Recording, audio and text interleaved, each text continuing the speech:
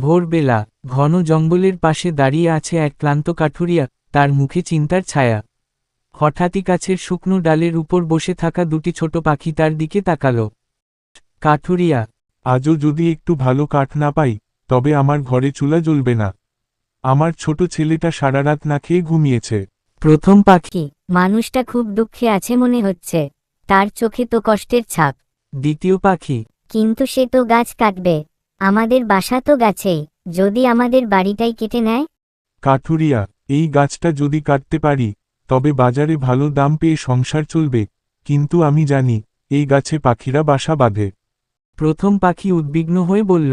প্রথম পাখি। আমার ডিমগুলো আছে বাসার ভিতর, যদি গাছটা পড়ে যায় সব শেষ। দ্বিতীয় পাখি। চলো আমরা কথা বলি ওর সঙ্গে, হয়তো সে বুঝবে। কাঠুরিয়ার সামনে ডালে বসল। প্রথম পাখি। মানুষ, তুমি কি গাছটা কাটবে? আমাদের ছোট্ট বাচ্চারা এখানে জন্ম নিতে চলেছে। কাঠুরিয়া চমকে উঠে। তোমাদের কথা আমি জানতাম না, কিন্তু আমারও তো পরিবার আছে, ক্ষুধার কষ্ট কি তোমরা বুঝবে? দ্বিতীয় পাখি নরম স্বরে বলল। আমরাও বাঁচতে চাই, তুমি যদি অন্য কোনো শুকনো গাছ খুঁজতে চেষ্টা করো, আমরা কৃতজ্ঞ হব। কাঠুরিয়া কিছুক্ষণ ভাবল, তার চোখ ভিজে এল। কাঠুরিয়া। তোমরা পাখি হয়েও কত কোমল কথা বললে, আমি তোমাদের বাসা নষ্ট করতে পারবো না। প্রথম পাখির চোখে আনন্দের জল।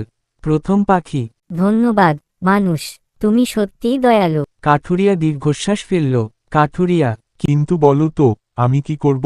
বাড়িতে খাবার নেই। তারপর দ্বিতীয় পাখি বলল।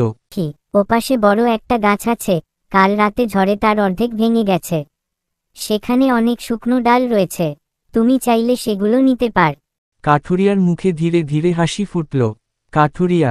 তোমরা আমায় পথ দেখালে, আমি তোমাদের ঋণী রইলাম। প্রথম পাখি বলল। কি, আমাদের বাঁচিয়েছ তুমি, এটাই যথেষ্ট। তোমার পরিবারের জন্য শুভকামনা রইল। কাঠুরিয়া কুড়াল কাঁধে তুলে অন্য পথে হাঁটতে লাগল।